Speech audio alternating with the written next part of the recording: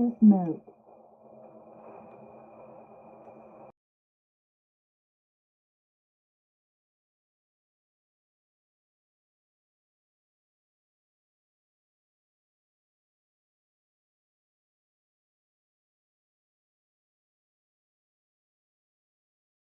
The idea of existence as a system demanding repayment of time, labor, or compliance introduces a conceptual framing that extends beyond the structural reality of involuntary birth.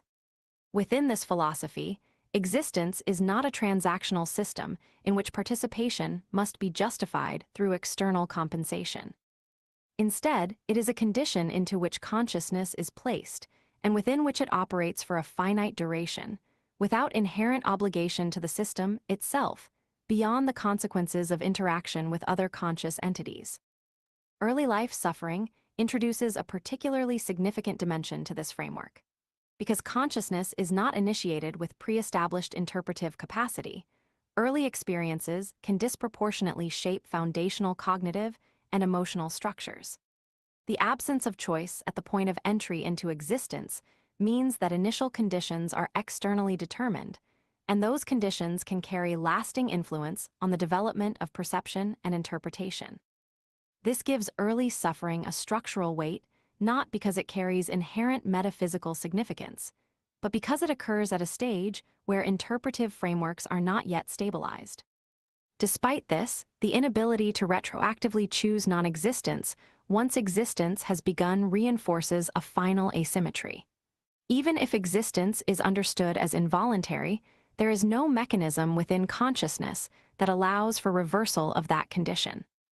The conceptual possibility of non-existence remains accessible only as abstraction, not as an experiential option. Within lived reality, existence continues regardless of its evaluation, meaning, or perceived justification. As a result, existence remains structurally indifferent to fairness. Fairness presupposes a framework in which distribution, consent, or moral balancing can be evaluated against an agreed system of value. In involuntary existence, no such system is present at the point of entry. Therefore, fairness does not function as a foundational property of existence itself, but as an interpretive layer applied after consciousness has already begun. Whether existence is fair, unfair, or irrelevant to fairness becomes a secondary classification imposed upon a condition that precedes evaluative frameworks entirely. Thus, birth remains what it structurally is, an involuntary transition into conscious experience within a system that does not require consent to initiate participation and does not provide external justification for the conditions under which that participation begins. Everything that follows exists within that framework, not outside of it. Vinen extended Turner, involuntary existence also reframes the relationship between agency and origin. Agency is often treated as though it is foundational to the self, yet in this structure it appears only after existence has already begun.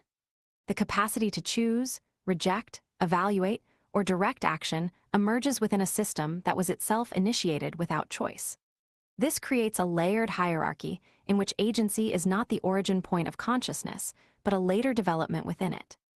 Consciousness, therefore, does not begin as an agent, it becomes one over time. This distinction has significant implications for how autonomy is understood. Autonomy is frequently assumed to be an inherent property of being alive, yet within the structure of involuntary existence, it becomes a conditional development rather than a starting condition. The early state of consciousness is not characterized by autonomy, but by dependence. Dependence on environmental input, biological development, and external structuring forces that shape the emergence of cognition.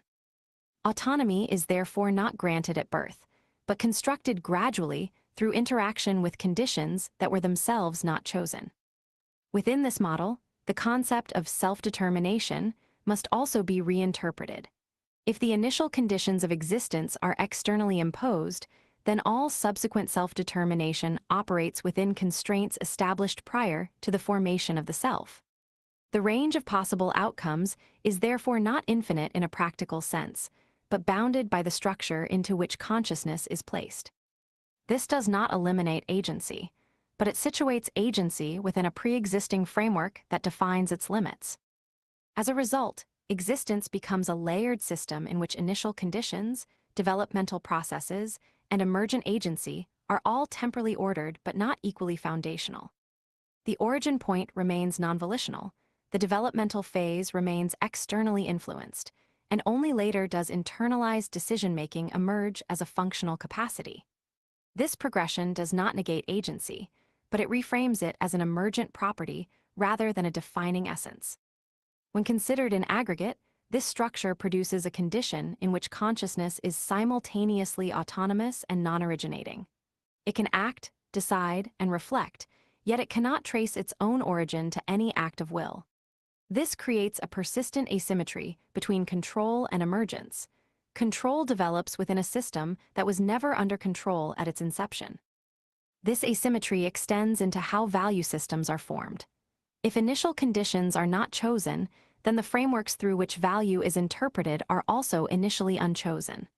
Early cognitive structures are shaped by environment, exposure, reinforcement, and constraint rather than by deliberate selection. Even later reinterpretations of value operate upon foundations that were already established prior to reflective awareness. This does not invalidate those values, but it situates them within a history of formation that is itself involuntary.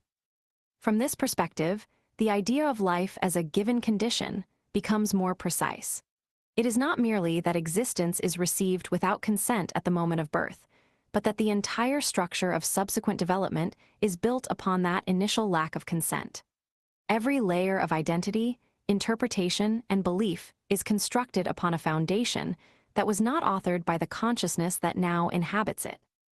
This does not diminish the reality of those layers, but it defines their origin as structurally external. Even the experience of resistance to existence must be understood within this framework.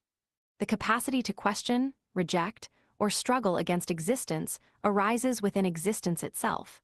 There is no external vantage point from which existence can be evaluated prior to entry into it.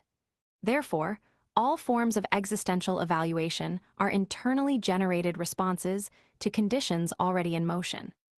The awareness that existence was not chosen is itself a product of existence continuing long enough to reflect upon its own emergence. This produces a recursive structure in which consciousness reflects upon its own involuntary origin while remaining unable to access any state outside of that origin. Reflection does not create distance from the condition being analyzed. It operates entirely within it. Thus, even the critique of involuntary existence is itself an expression of that same involuntary existence continuing to process itself. Within this recursion, the idea of escape from existence becomes conceptually distinct from experiential reality. While abstraction allows for the formulation of non-existence as a concept, there is no internal mechanism within consciousness that permits its actualization through will alone. Existence persists regardless of evaluation, and awareness remains bound to its own continuity until cessation occurs through conditions external to subjective control. Therefore, involuntary existence is not merely an initial condition, but a continuous structural reality. It defines not only the origin of consciousness, but the entire domain within which consciousness operates. Every thought, interpretation, and valuation occurs inside a system that began without consent and continues without requiring ongoing consent to persist. In this sense, existence is not something that is entered once and then independently navigated, but a continuous condition that remains active for as long as consciousness persists. Birth is not only the beginning of experience, it is the establishment of a framework that never ceases to define the boundaries of that experience. Childhood and formation. Childhood, within the structure of involuntary existence, functions not as a passive phase of life, but as the primary formation layer through which consciousness is shaped into a stable interpretive system. It is during this period that the raw capacity for awareness begins to organize itself into identity, behavior, and perceptual frameworks that later define the adult experience. In this sense, childhood is not a preparatory stage for personhood. It is the stage in which personhood is actively constructed. The relationship between genetics and experience within this formation process is not strictly hierarchical, but interdependent. Genetic structure provides the foundational constraints and capacities within which consciousness emerges, influencing cognitive potential, emotional sensitivity, and behavioral tendencies. However, experience operates as the dynamic force that activates, modifies, and stabilizes these underlying structures into functional identity. Rather than existing in opposition, genetics and experience operate as codeterminants of form, where one defines possibility and the other defines realization. Within this framework, a child is not a partial person awaiting completion, but already a person in an active state of formation. Consciousness does not wait to become real, it is immediately real upon emergence. What differs is not the existence of personhood, but its level of structural development. Early consciousness is less stabilized, less differentiated, and more reactive to immediate conditions, but it is still a complete instance of subjective existence. The question of whether childhood experiences can be overwritten later in life introduces a distinction between alteration and erasure. Certain experiences may be cognitively suppressed, emotionally recontextualized, or consciously reframed to the point of reduced influence on behavior. However, suppression is not deletion. Even when memories appear inaccessible or irrelevant, they remain embedded within the structural architecture of cognition, influencing response patterns, emotional thresholds, and interpretive bias in ways that may not be consciously recognized. Thus, while identity can be modified over time, it is never fully separable from its formative inputs. Identity formation itself operates through a dual mechanism of environmental input and internal response. External conditions provide the raw material of experience, while internal processes determine how that material is organized into patterns of belief, behavior, and self-concept. Neither operates independently. Environment alone does not determine identity, nor does internal choice exist in isolation from environmental constraints. Instead, identity emerges from continuous interaction between the two, with varying degrees of influence depending on developmental stage and psychological stability. Within early development, the degree of conscious control over identity formation is minimal. Conscious agency exists in embryonic form, but is not yet fully capable of self-directed structuring. As a result, early identity formation is largely governed by exposure, repetition, reinforcement, and emotional intensity rather than deliberate selection. This does not eliminate agency entirely, but it situates agency as a gradually emerging capacity rather than an initial condition of childhood consciousness. Emotional experience during this formative period carries disproportionate structural weight compared to later intellectual learning. This is not because emotional experience is inherently more valuable, but because early consciousness lacks the interpretive complexity required to fully separate emotional intensity from identity formation. Emotional events encountered during early development are more likely to become embedded as foundational reference points, shaping subsequent interpretation of self, others, and reality. Intellectual learning, while significant, typically operates upon an already formed emotional framework rather than replacing it. Within this structure, the notion of a stable self becomes increasingly difficult to sustain. Stability, when examined across time, appears not as an inherent property of identity, but as a temporary equilibrium maintained within continuous change. Identity does not remain fixed. It continuously adapts, reorganizes, and reinterprets itself in response to new conditions. What is perceived as stability is therefore a pattern of relative consistency within an otherwise dynamic system, rather than evidence of a permanent internal core. Trauma within this system functions not as a singular definitional force, but as a high-intensity restructuring event. In moments of extreme psychological or physical stress, the underlying adaptive systems of consciousness are exposed in their most immediate form. Responses in such states often reflect deeply embedded survival mechanisms that operate beneath conscious deliberation. These responses can become integrated into identity, distort pre-existing interpretive frameworks, or reveal underlying behavioral tendencies that were previously unrecognized. Trauma, therefore, does not singularly define identity, but it can significantly reorganize its structure depending on intensity, context, and subsequent integration. The persistence of identity through time raises the question of whether a person can ever fully separate from their formative conditions. While partial separation is possible through reinterpretation, cognitive restructuring, and experiential divergence, complete separation is structurally limited. Identity is cumulative rather than replaceable. Each stage of development layers itself upon previous configurations, creating a composite structure that retains traces of earlier states even when later states appear dominant. From this perspective, childhood does not merely influence adulthood. It constitutes the foundational architecture upon which adulthood is constructed. However, this does not imply determinism in an absolute sense. While formative conditions establish constraints and tendencies, they do not fully dictate outcomes. Variation remains possible within the bounds of those constraints, allowing for divergence, adaptation, and transformation over time. Finally, the question of moral responsibility within this structure introduces a distinction between causation and justification. If behavior is shaped by formative conditions, then understanding those conditions becomes essential for interpreting behavior accurately.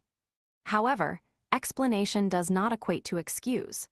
The recognition that individuals are shaped by their experiences does not negate their capacity for intelligence, reflection, or change. Instead, it situates responsibility within a framework that acknowledges both structural influence and emergent agency. In this sense, moral evaluation becomes more precise rather than eliminated. Behavior can be understood as the product of layered influences without abandoning the recognition that individuals operate within present capacities that allow for awareness and adjustment. Responsibility, therefore, exists not as an absolute moral weight detached from causality, but as a functional recognition of agency within constrained developmental history. Thus, childhood and formation represent not a temporary stage of life, but the primary structural process through which consciousness becomes organized into a persistent, yet continuously evolving identity. It is the point at which existence begins to take shape, not through choice, but through the accumulation of conditions that precede and outlast awareness of their influence. Suffering and adaptation. Suffering, when examined within the structure of lived existence, emerges not as an abstract philosophical necessity, but as a direct condition of experience that varies significantly based on external circumstance, internal resilience, and structural environment. Within this framework, suffering is not inherently embedded as a required component of life, but is instead unevenly distributed across individuals and systems, often correlating strongly with material conditions, access to resources, and the stability of the environment into which consciousness is placed. From this perspective, suffering is not universal in its intensity or inevitability. While it may appear across all forms of life, its severity, frequency, and duration are not consistent across individuals. Instead, it is often deeply influenced by external structures, particularly those related to economic stability and resource availability. Wealth, in this context, functions not as a moral determinant, but as a structural buffer that reduces exposure to certain forms of avoidable suffering. Conversely, lack of resources increases vulnerability to conditions that generate persistent stress, instability, and harm. In this sense, suffering is not distributed evenly, but rather shaped by systemic and environmental conditions that exist prior to individual agency. Within this interpretation, suffering does not serve an inherent positive function.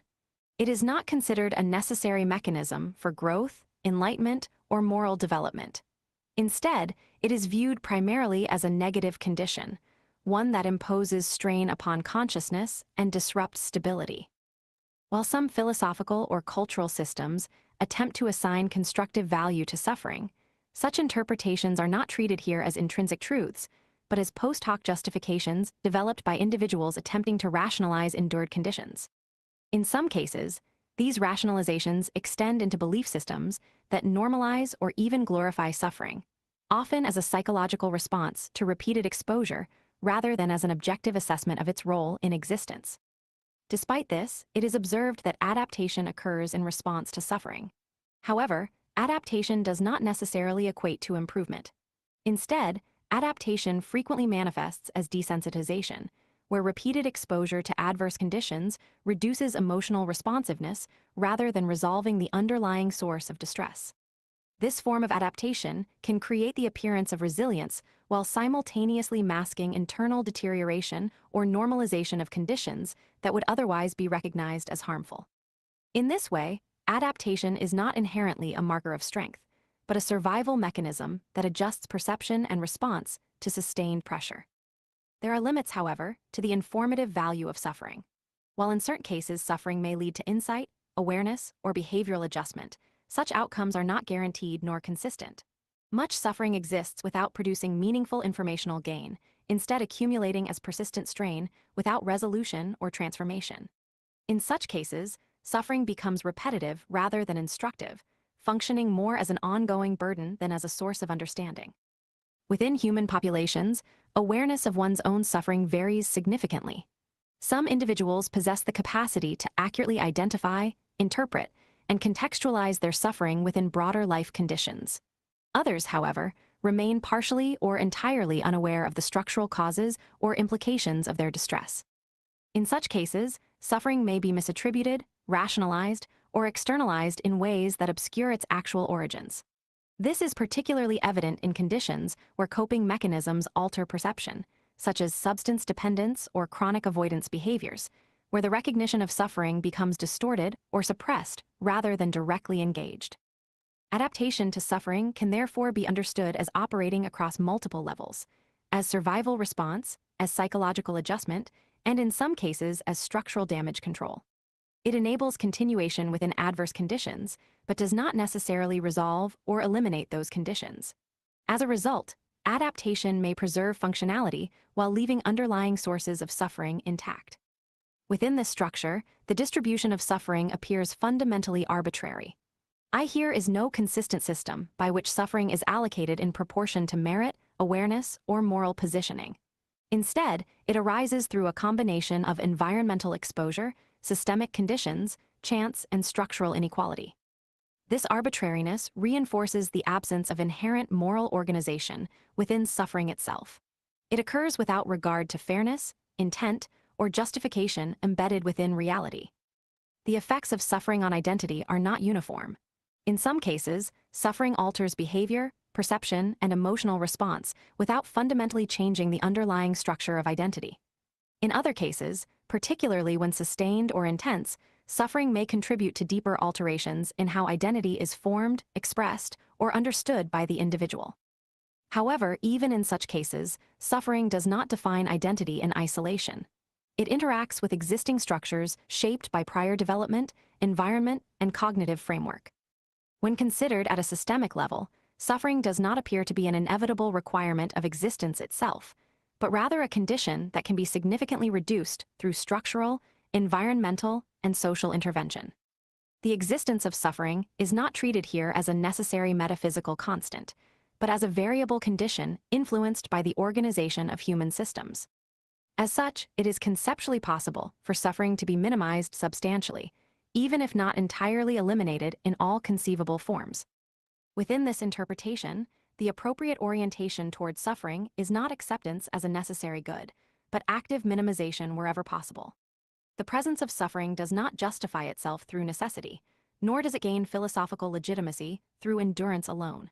Instead, its existence is treated as a condition to be understood, reduced, and managed rather than embraced as structurally required. Even so, the complete elimination of suffering does not appear guaranteed or universally achievable under all conditions of existence. However, its reduction remains a coherent and meaningful objective within the constraints of human systems and behavior. The absence of inevitability does not diminish its impact, but it does clarify that its presence is not a fundamental requirement of existence, but a contingent feature of how life is currently structured and experienced. Thus, suffering remains a deeply uneven, structurally influenced, and often non-informative condition of conscious existence. Its role in shaping identity is secondary to its role in shaping survival responses, and its philosophical significance lies not in justification, but in recognition of its variability, its arbitrariness, and its potential reducibility within lived reality. When extended further, the relationship between suffering and adaptation reveals an additional structural paradox. Systems of consciousness do not distinguish in real time between adaptation that preserves well-being and adaptation that preserves mere functionality. The continuation of operation within a system is often interpreted externally as stability or success, yet internally it may represent nothing more than the minimum threshold required to maintain coherence under pressure.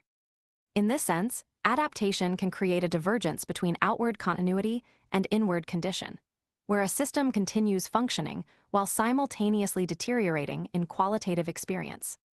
This distinction becomes particularly significant when considering long-duration exposure to adverse conditions. Over time, repeated stressors do not simply accumulate as discrete events, but begin to reorganize baseline perception. What was once interpreted as abnormal becomes normalized, and what was once recognized as suffering becomes integrated into the expected structure of experience. This shift does not eliminate suffering, it reclassifies it within perception. As a result, the threshold for identifying suffering becomes progressively distorted, not because suffering itself changes, but because the interpretive system recalibrates itself to maintain functional continuity.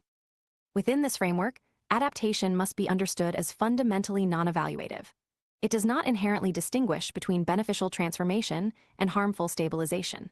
Instead, it responds to environmental pressure by adjusting internal parameters to maintain continuity of operation.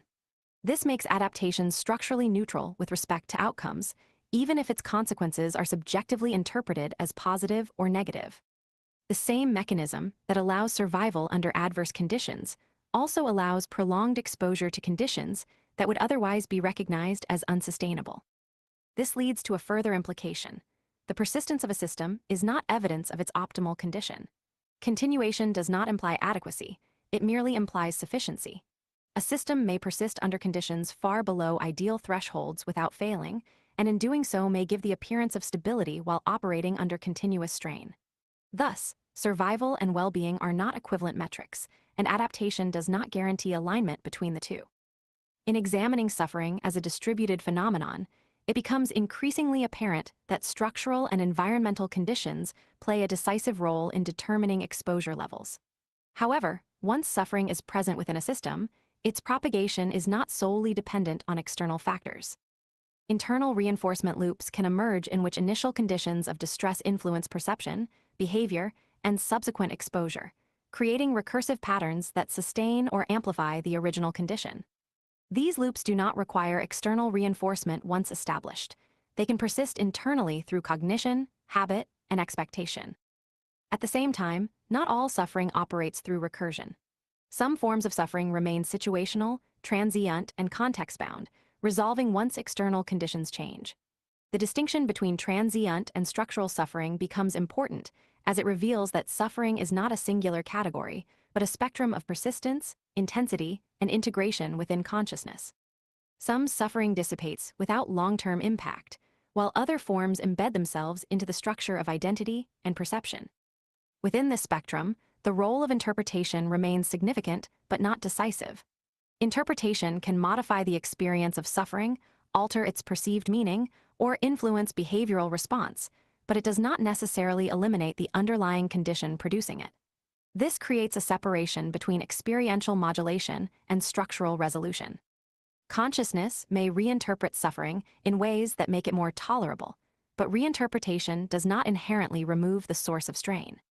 Over extended periods, this dynamic produces a condition in which consciousness becomes partially shaped by what it has endured, not because suffering is inherently formative in a positive sense, but because repeated exposure alters the parameters through which all subsequent experience is processed. This does not imply that suffering creates identity, but that it contributes to the ongoing configuration of interpretive systems that define how identity perceives itself and its environment. Despite these effects, suffering does not attain any intrinsic necessity within the structure of existence. Its presence does not indicate requirement, purpose, or philosophical inevitability. Instead, it remains a contingent outcome of how systems are arranged, how environments are structured, and how interactions occur within those environments. The fact that suffering can be explained does not transform it into something required by the system that produces it. From this perspective, the continued existence of suffering does not imply that it should be preserved as a meaningful component of life. Instead, its persistence highlights the gap between what exists and what is necessary. Many conditions may persist within systems without being essential to their function, and suffering appears to fall within this category. Present, influential, but not structurally required for existence itself. This reinforces the position that suffering, while deeply embedded in lived reality, does not possess justification through necessity.